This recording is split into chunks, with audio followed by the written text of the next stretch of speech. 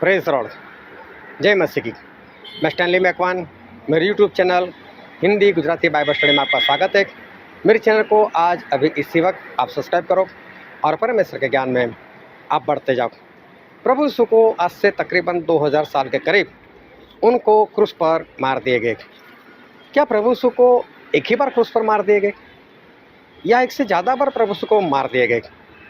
हाँ, प्रभु यीशु को एक से ज़्यादा बार क्रूस पर मरना पड़ा है।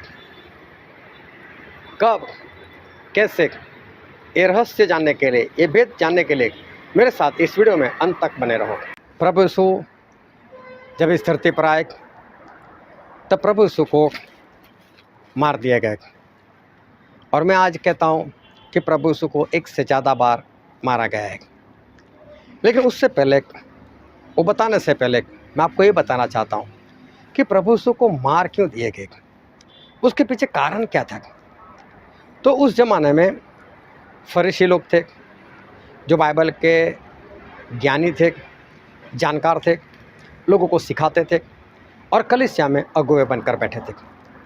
दूसरे थे शास्त्री लोग, तो उन्होंने गहरी स्टडी की थी बाइबल की और वो भी लोगों को सिखाने वालों में से थे। तीसरा एक झुंड था साधुकी लोग, वो भी बाइबल के जानने वाले, वो भी लोगों को बाइबल सिखाने वाले लोगों में से थे।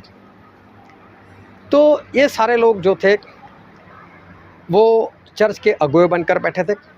उनकी अपनी अलग अलग शिक्षा वो थी।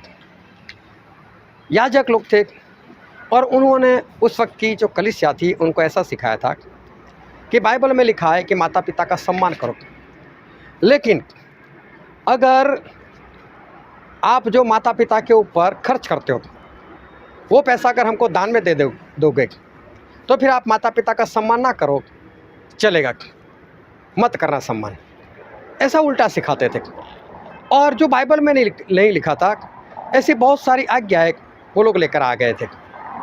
जैसे बाइबल में कहीं पर भी नहीं लिखा कि हाथ धोकर खाना खाना चाहिए, लेकिन इन लोगों ने ऐसा सिखा दिया था, हाथ धोकर खाना खाओ।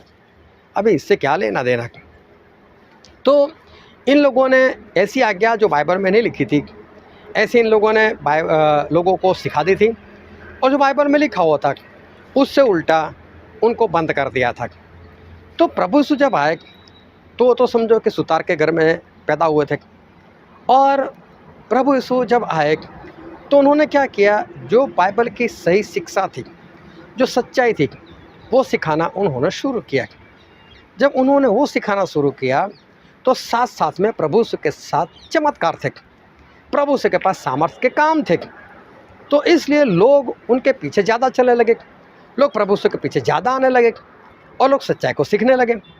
तो जब लोग सच्चाई सीखने लगे तो उनको पता चलने लगा कि याजक लोग सही नहीं है, शास्त्री लोग, फरीसी लोग सही नहीं है, सदुकी लोग सही नहीं है। तो उन लोगों को जो गलत सिखाते थे उनको बुरा लगा कि अगर ये इंसान जिंदा रहा तो हमारी दुकानें बंद करवा देगा, और इसलिए उन्होंने चाहा कि इसको ही ख़त्म कर दो ताकि हमारी दुकानें चलती रहे।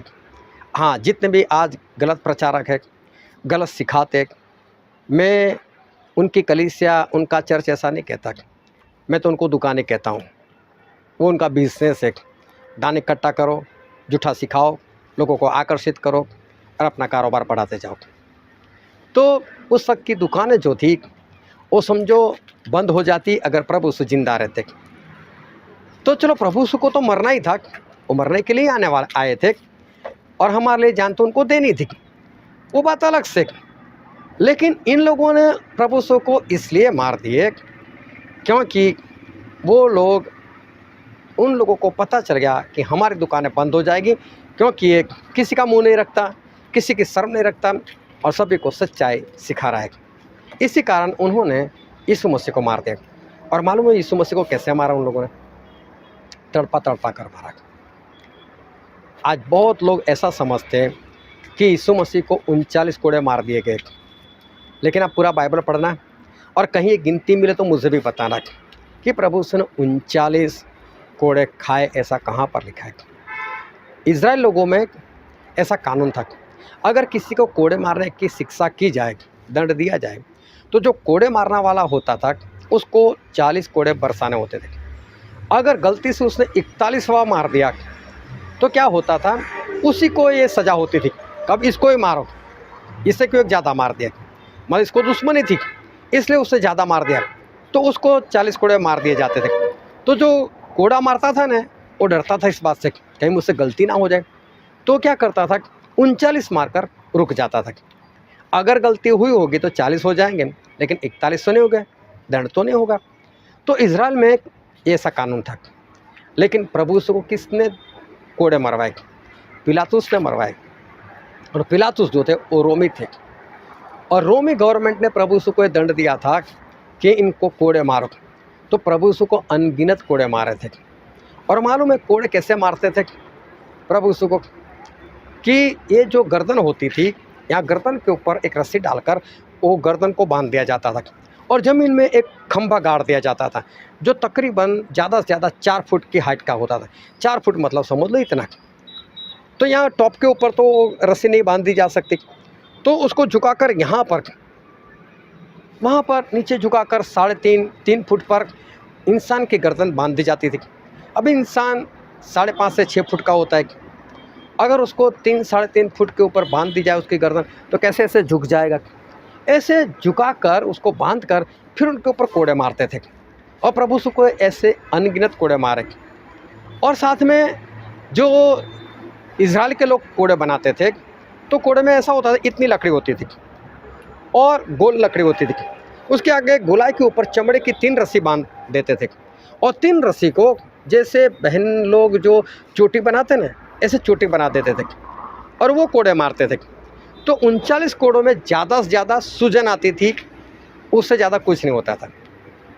लेकिन जब रोमी सरकार ये कोड़े बरसाने की शिक्षा करते थे, तब ऐसा होता था कि इतनी लकड़ी होती थी, वो भी गोल, लेकिन उसके 4 और जितने भी चमड़े की रस्सी आ जाए, इतनी 5 आए तो 5, 6 आए तो 6, 7 आए तो 7, इतनी जोड़ देते थे। फिर उसकी भी चोटी बनाते थे। लेकिन चोटी बनाते वक्त वो लोग क्या करते थे, जिस तरह से आज फेविकोल होता है, या फेविस्टिक होता है, या फेविक्विक होता है, ऐसा उस ज़माने में जो भी गम होता था, उसके अंदर लोहा और हड्डी उसको कूट कर उसका भूका उसके अंदर डाल देते थे, और उसके साथ वो कोड़ा बनाते थे। अब ये कोड़ा जो होता था वो बहुत भारी हो जाता था, और ये कोड़ा जब किसी इंसान के ऊपर मारते थे तो कोड़ा उसको लगकर कोड़ा बाहर नहीं आता था, वो चिपक जाता था मांस के साथ, उसको ऐसे उखाड़ना पड़ता था। और स्टडी करने वाले ऐसा कहते थे, एक बार कोड़ा बरसाए ना तो तकरीबन 100 ग्राम मांस उसका बाहर आ जाता था। अभी ऐसे कोड़े प्रभु यीशु को अनगिनत बरसाए थे। इतना ही नहीं, सिर्फ पीठ के ऊपर नहीं, छाती के ऊपर, पेट के ऊपर भी ऐसे कोड़े बरसाए। बाइबल में नहीं लिखा, लेकिन इतिहास ऐसा कहता है कि प्रभु यीशु की जो पसली थी ना, पसली वाली जगह, वो आगे से पीछे तक दिखाई देती थी। मतलब अगर पीछे से देखोगे तो आगे वाला दृश्य दिखाई देगा, मतलब होल हो गया था, ऐसे प्रभु यीशु को मारा था। इतना ही नहीं, लोगों ने प्रभु यीशु के ऊपर थूका था, और कई लोगों ने बहुत मुक्कियाँ मारी थी, और मार मार कर क्या बोलते थे, तू तो भविष्यवक्ता है ना, बताना तुझे किसने मारा, मेरा नाम क्या है बताना। और पूरी रात प्रभु यीशु को एक हॉल में रस्सी से लटका कर रखा था उनको, और वहाँ पर नीचे सिरका रखा हुआ था, और सिरके के अंदर जूफा रखी हुई थी। जूफा मतलब समझ लो एक इतनी लकड़ी आती है, और आगे समझ लो एक कपड़े जैसा आता है, लेकिन जूफा में कपड़ा नहीं आता, कुछ और आता है, जो दुकान वाले साफ करने के लिए बनाते, ऐसा ही कुछ, उसको जूफा बोलते। और उस जूफा को लोग क्या करते, सिरका में डुबोते थे और उन प्रभु यीशु के घाव पर लगाते थे। पूरी रात ऐसा किया, उससे जलन होती थी, और बहुत जलन होती थी, और इंसान छटपटाता होता था, और प्रभु यीशु ने सब कुछ सहन किया। इतना ही नहीं, बहुत लोग गालियाँ बोले, निंदा की प्रभु यीशु को। उसके बाद वहाँ से निकालकर दूसरे दिन पूरी रात ऐसे रखा, और दूसरे दिन प्रभु यीशु को क्रूस के ऊपर मार दिया गया। तो क्रूस के ऊपर कैसे मारे? तो क्रूस के ऊपर ये जो बायां हाथ होता है वो बाईं और पूरी तरह से खींचा, और फिर इस जगह पर यहाँ पर किल्ला मार दिया पूरा खींचकर, फिर दाहिने ओर वाला हाथ फैलाकर उस वहाँ यहाँ पर उनको प्रभु यीशु को किल्ला मार दिया। और जब ऐसे किल्ला मारते थे तो ऐसे छाती बाहर आ जाती थी, और जो पैर होते थे पैर में भी किल्ला मार दिया। और पैर के नीचे से बैलेंस रखने के लिए नीचे एक लकड़ा होता था, उसके ऊपर पैर टिके हुए होते थे। अभी क्या होता था, इंसान ऐसे गिर पड़ेगा उसके ऊपर तो उसको सांस लेने में प्रॉब्लम आती थी। और जब सांस लेने में प्रॉब्लम आती है तो इंसान क्या करता है, जो क्रूस पर होता है वो लकड़ी के ऊपर अपना जो पैर था ना वो थोड़ा सा वजन लेकर उसको ऊपर की ओर झटका देता था, तो इंसान थोड़ा रिलैक्स हो जाता था। जैसे रिलैक्स होता था वो सांस ले सकता था। लेकिन जब रिलैक्स होता था तो पैर में भी तो किल्लत है, उसके कारण पैरों में दर्द होने लग जाता था, वो वापस पैर को छोड़ देता था। ऐसे करते करते प्रभु यीशु की जान गई, आसानी से नहीं गई। ऐसे प्रभु यीशु को मार दिए गए, प्रभु यीशु मर गए। लेकिन तीसरे दिन एक चमत्कार हो गया और तीसरे दिन प्रभु यीशु जिंदा हो गए और जिंदा होकर उन्होंने लोगों को दर्शन दिया। 40 दिन तक इसी धरती पर रहे, कभी इसको दर्शन कभी उसको दर्शन। और 40वें दिन प्रभु यीशु ने सभी लोगों को जैतून नाम के पहाड़ के ऊपर बुलाया, अपने चेलों को। उनको आखिरी आदेश दिया कि जाओ सभी देशवासियों को मेरा चेला बनाओ, पिता पुत्र और पवित्र आत्मा के नाम से उनको बपतिस्मा दो और उनको मैंने जो जो आज्ञा दी वो मानना सिखाओ। और फिर प्रभु यीशु उनके सामने स्वर्ग में चले गए। इन 40 दिनों में कभी भी प्रभु यीशु को दूसरी बार नहीं मरना पड़ा और स्वर्ग में चले गए, तब से कभी वापस नहीं आए। लेकिन मैंने एक बात बताई कि प्रभु यीशु को एक बार नहीं कई बार मारा गया। तो अभी सवाल ये कि दूसरी बार कब मारा गया, तीसरी बार कब मारा गया? वो तो वापस आए ही नहीं, तो कब मारे गए प्रभु यीशु को? लेकिन मैं आज आपको बताना चाहता हूँ कि हाँ, प्रभु यीशु को एक बार नहीं बहुत बार मरना पड़ा। कैसे? और मैं एक वचन आपके सामने पढ़ता हूँ जो है इब्रानी में और उसका 6वां अध्याय और 4, 5 और 6 वचन।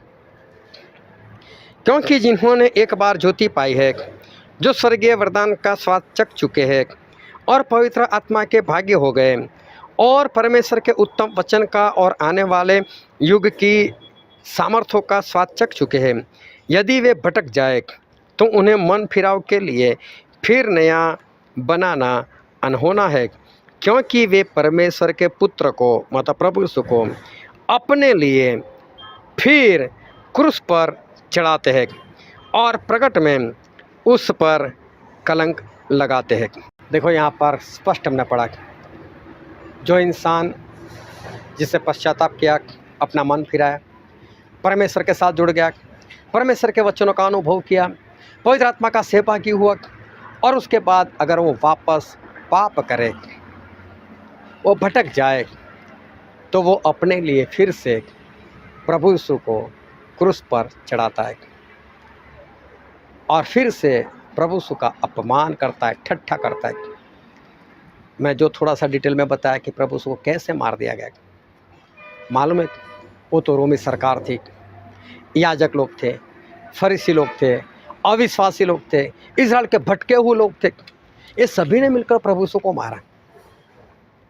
लेकिन आप जब पाप करते हो ना जानबूझकर, तब उन सभी लोगों का काम आप अकेले करते हो। आप अकेले प्रभु यीशु को क्रूस पर मार देते हो। आप अकेले हो जो उनके ऊपर थूकते हो। आप अकेले जो दोनों हाथों और पैरों में उनको खिल्ला मारते हो। आप अकेले हो जो उनको कोड़े मारते हो। आप अकेले जो उनकी ठट्ठा करते हो। बता किसने मारा तुझे? तो सोचो, इस तरह से प्रभु यीशु को आज तक कितनी बार मरना होगा, कितनी बार मरे होंगे वो। हर पल आज भी मर रहे, हर पल आज भी लोग प्रभु यीशु को क्रूस पर मार रहे। एक छोटी सी बात बताऊं जिससे आपको ये बात पता चल जाएगी। 4 मित्र थे और चारों मित्रों ने क्रिसमस के ऊपर तय किया कि चलो आज हम फिल्म देखने जाएंगे और थोड़ा शराब पिएंगे, आगे चिकन मटन खाएंगे, आज तो क्रिसमस है ना, आनंद करेंगे। पूरा प्रोग्राम सेट हुआ और प्रोग्राम सेट करने के बाद वो लोग जाने ही वाले थे, लेकिन तभी उनके घर का दरवाज़ा जो है उसके ऊपर किसी ने नॉक किया, टक टक टक, और उन्होंने दरवाज़ा खोला तो सामने देखा तो प्रभु यीशु। अरे प्रभु यीशु आप हमारे घर? बोले हाँ, आज मैं आपके साथ आज का दिन बिताना चाहता हूँ। अभी चारों लोग के मुंह से जो तेज था चला गया, जो खुशी थी चली गई। बोला हमने तो क्या क्या प्लान बनाया, शराब पीना, चिकन मटन खाना, फिल्म देखने जाना। अरे यीशु आ गए, पूरे प्लान इन्होंने बिगाड़ डाला, उल्टा कर दिया। तो चारों मित्र आपस में अलग अलग होकर बात कर रहे। बोले क्या करें, यीशु आ गए, क्या करें। बोले कोई बात नहीं, उनको यहाँ पर घर पे बिठाते, बाहर से लॉक मारते थे और हम बोलते कि आप आए हो तो बाज़ार से आपके लिए कुछ लेकर आते और हम बाज़ार के बहाने निकल जाएंगे, अपना काम निपटा कर आएंगे। बोले ठीक है ठीक है। और सभी लोगों ने फिर प्रभु यीशु से कहा, यीशु यीशु आप आए, हमको बेहद खुशी है, आप यहाँ पर बैठो, हम चारों लोग बाज़ार जाकर आपके लिए कुछ लेकर आते। प्रभु यीशु बोलते मैं अकेला क्या करूँगा, आपको भी 15-20 मिनट लग जाएगा, आधा घंटा लग जाएगा, मैं भी आपके साथ ही आता हूँ। अब इनकी योजना नहीं चली, तो फिर दूसरी योजना बनाई। नहीं प्रभु साहब बैठो यहाँ पर, हमें ये करना है, मैं वो करना है, एक बहाना, दूसरा बहाना, तीसरा बहाना, कोई बहाना नहीं चला। हर बार प्रभु से ने एक ही कहा, मैं आपके साथ आता हूँ, मैं आपके साथ आता हूँ। आखिर में 4 लोग अलग हुए और उन्होंने आपस में बातें की। बोले क्या करें, बोले काम करो, क्रूस लेकर आओ और क्रूस के ऊपर खत्म कर दो इसको, तभी हम अपना काम कर पाएंगे। देखो छोटी कहानी है, लेकिन एक एक पाप जो जानबूझकर आप करते हो, वो पाप का मतलब है कि आपने प्रभु यीशु को क्रूस पर मार दिया। तो प्रभु यीशु आज तक एक बार नहीं मरे, और पहली बार मरे वो तो खुशी खुशी मरे थे, मरने के लिए आए थे। लेकिन अब तो विश्वासी लोग, अपने आप को आत्मिक कहने वाले लोग, अपने आप को सेवक कहने वाले लोग, वो बार बार प्रभु यीशु को मार दिए जा रहे, बार बार मार रहे। क्या कहना इनको। आज मैं आपसे कहता हूँ, आपसे सवाल करता हूँ, क्या आपको मालूम है कि आज तक आपने प्रभु यीशु को कितनी बार क्रूस पर मारा। आप अपने आप को जांचो, अपने आप को परखो और आज से प्रभु यीशु को मारना बंद कर दो और लोगों को भी सिखाओ। परमेश्वर आपको आशीष दे। आमीन।